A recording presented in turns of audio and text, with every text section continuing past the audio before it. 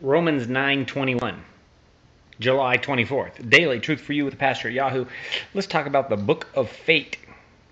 Yes, many humans are convinced that what is, and your fate, that's what it'll be. And even some religious people have this idea of God is either for you or against you, and it's predetermined, and you can't really change that. And Romans 9 could make a person misunderstand and think that.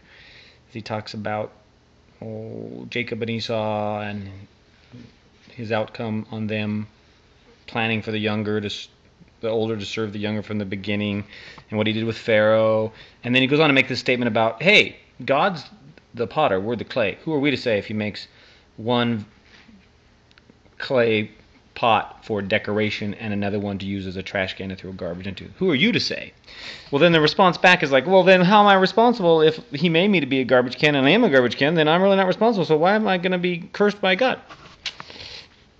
Interesting as we look at the Book of Fate and what it is that we're designed to do. And it almost wants me to refer back to Judas. Judas Iscariot. How does he fit in with the Book of Fate? Well, let's look at it this way. We might not get this all done in one day. We might have to revisit it tomorrow. So, how come Jesus was able to treat Judas Iscariot so well for 3 years as one of his inner disciples, if he was God, which he was, and knew, which he prophesied, that Judas would betray him and he would be crucified? And he even talks about him being predestined for this and a cursed man and blah, blah, blah.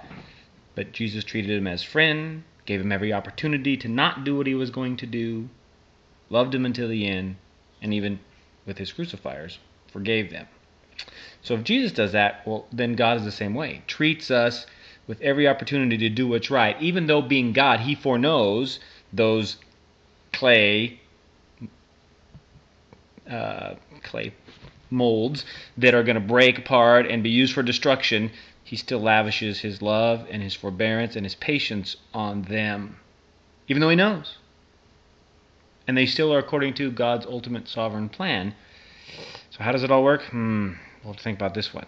But for right now, I want to make sure that I am a vessel that is used for God's glory. I want to be able to decorate his kingdom, not be used for refuse collection.